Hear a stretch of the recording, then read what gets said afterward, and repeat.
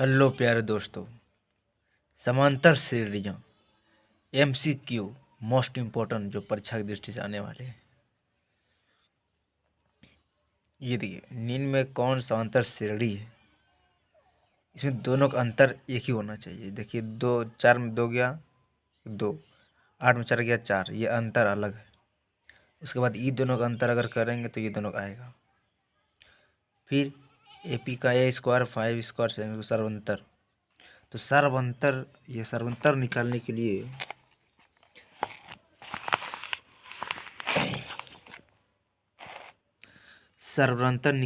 इसको ऐसे करेंगे, ऐसे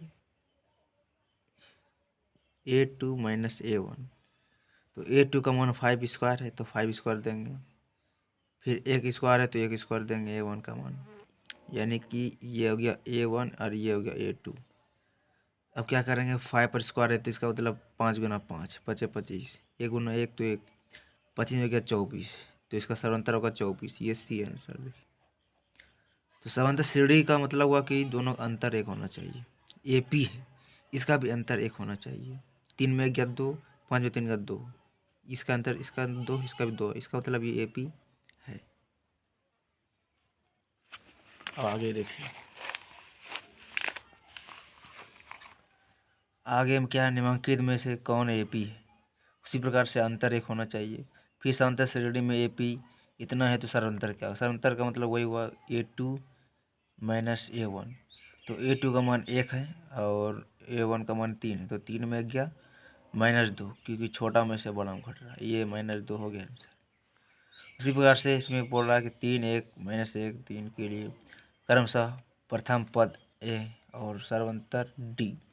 तो प्रथम पद का मतलब हुआ कि जो सबसे पहला है वो हो गया हमारा प्रथम पद 3, तो वो हो गया A बराबर 3 इधर। उसके बाद फिर सर्वांतर मतलब 1 में उल्टा में घटा देंगे, 1 में 3 गया 2 -2, यानी 3 और -2, तो 3 -2 ये B है, ये B है। उसके बाद फिर से पूरा से पूरा प्रथम पद है और सर्वांतर D। तो प्रथम पद हो गया, ये जो शुरू वाला हो ये हो गया प्रथम पद, यानी कि 3 और बटे 2।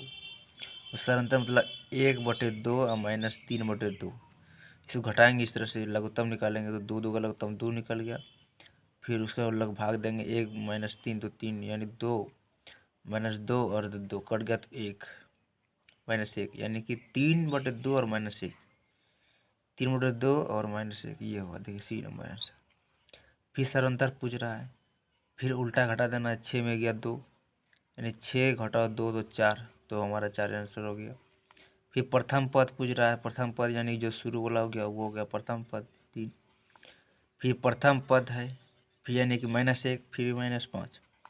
प्रथम पद मतलब जो शुरू में रहता है वो हो गया प्रथम पद।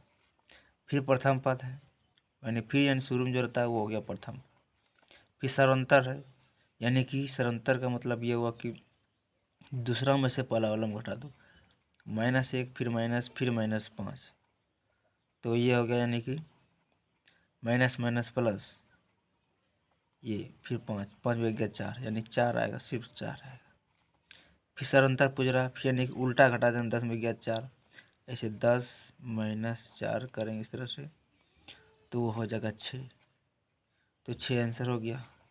फिर सर्वांतर है, फिर वही करेंगे 8 और -4, तो उल्टा घटा देंगे, 8 में 4 गया तो 4 हो जाएगा। फिर सर्वांतर है, फिर 21 में 24 चला जाएगा, तो 21 और -24 तो हो जाएगा, यानी कि -3, तो -3 आंसर हो गया D। तो सार्वंतर में समझ गए, सार्वंतर का मतलब ये हुआ कि जो दूसरा रहता है उसको पहला में घटाता है, ऐसे माइनस फिर -1, तो माइनस माइनस तो प्लस हो जाएगा, -2 -2 आंसर हो गया। फिर सार्वंतर यहाँ पे आ रहा है, तो सार्वंतर जितना भी है सब, यानी कि ये उसी तरह से बनेगा, उसी तरह से। ये पार्ट 1 में इतना बताया, उसके बाद पार्ट 2 में यहाँ से बताएंगे, यहाँ से